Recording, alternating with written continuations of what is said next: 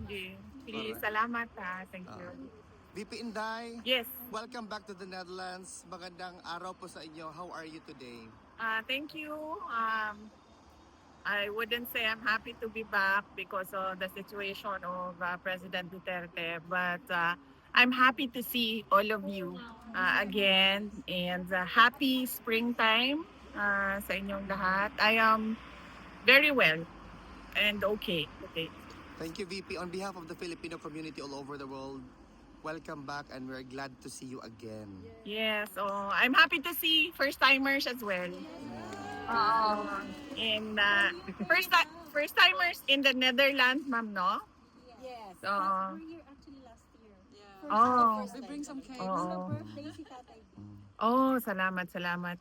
And I think malaki din yung celebration nitong nakaraang March 28 para kay President Duterte. So nagpapasalamat din ako sa mga Filipinos overseas na pumunta dito sa Hague noong March 28 para mag-celebrate dito sa Duterte Street and mag-celebrate din dun sa Malidel Park. So thank you sa inyo. Thank you, VP Inday. Next birthday. Yes, we always pray for that. No? Halos araw-araw yung dasal na sana ay makauwi na si President Duterte. Kami uwi. VP Inday, Oh, sobra ma'am, sobrang mahal ng thank you, ma'am. magastos. Ma'am. VP Inday, how was your visit with PRRD after a while, ma'am, of not seeing him? Okay lang naman, he looks well, he looks healthy, and wala naman siyang mga problema.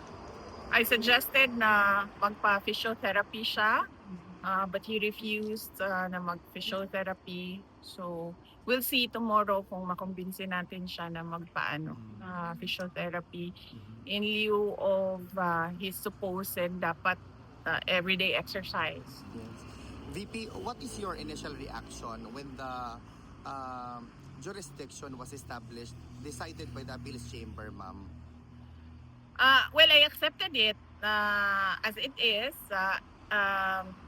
Discussion na rin naman namin yun ng mga abogado, no? Na we don't see any way that the ICC will let go of the case of President Duterte since isa na lang ito sa dalawa na ICC cases, no?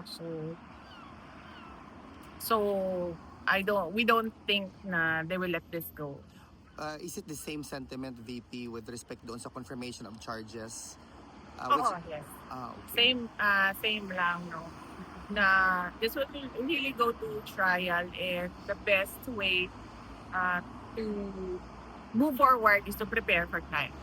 VP Inday, the burning question is that how do you maintain such a vibrant and very beautiful vibe amidst all the persecution done to you by your detractors? Sakuan, siguro. No comment. No, I've always been like this. Yes. Even before I was vice president and hanggang naging vice president ako, and I don't see na magbabago yung disposition ko because of a few problems here and there. Sabi ko nga lagi, 'di ba, noon na parang tipong ang pinaka problema lang ng isang tao is magkasakit or mamatay, because death is the ending, and then disease or sickness is going towards the ending. VP, just to be political also, what is your position? A lot of people, especially individuals na talagang gusto kang ma-impeach, are already spreading statements sa social media or sa mainstream media that you will be impeached and there will be impeachment sa Senate against you. Kung ordinary individuals lang naman yan, like ordinary Filipinos, pabayaan na natin yan, no? Kasi yan naman yung opinion nila, yan naman yung damdamin nila. Hindi mo naman mapabago ang nararamdaman ng isang tao. but it is different siguro kapag congressman na yung nagsasabi or senator na yung nagsasabi. Kasi magtatanong ka, bakit sobrang sigurado ka na Yes. tapos na ito? I was about to ask VP because Representative Ridon actually even made mention in an interview that you're very clear na talaga that there will be 106 votes which is required for the articles of impeachment na ma-endorse doon sa Senate. Oh, well, hindi ako makakomment sa kanyang mga nalalaman kasi hindi ko alam kung ano yung alam niya. Okay. VP Inday, just to conclude this interview, VP, no, para siguro jet lag ka pa. Wala, okay lang ako. Okay lang. VP, what's Natulog ako ng maayos. Okay. Hindi magka-jet lag. VP, what's your message to the undying, unwavering love and support to the former president and to the Duterte family, to you and your siblings as well? Yes, oo. Undying din yung pagpapasalamat sa lahat ng mga kababayan natin. In fact, kanina, as you mentioned, to bring the message to him, sabi mo, hindi kayo susuko. So, pinaabot ko din sa kanya, sabi ko, nagsabi sila na hindi sila susuko. At sabi niya na sumuko na daw kayo. Kayo.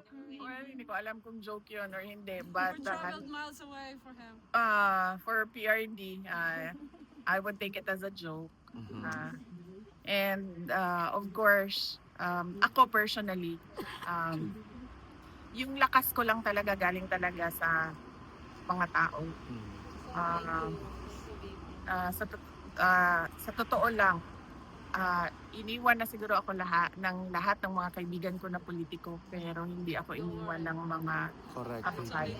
So in politics, but we are Yung here for family. you, Correct. Ako, no matter what. VP, another statement coming from perhaps no sentiments by the Filipinos. Are you ready to become the next president of the Philippines? I'm already a presumptive candidate because I declared my intention to run for the next presidential elections. We can only pray that there will be a presidential elections on 2028 and it will be honest, orderly, and peaceful. On behalf of the Filipino VP, mabuhay ka, mahal ka namin at asahan mo ang suporta namin. Duterte! Salamat. Mabuhay ka, VP.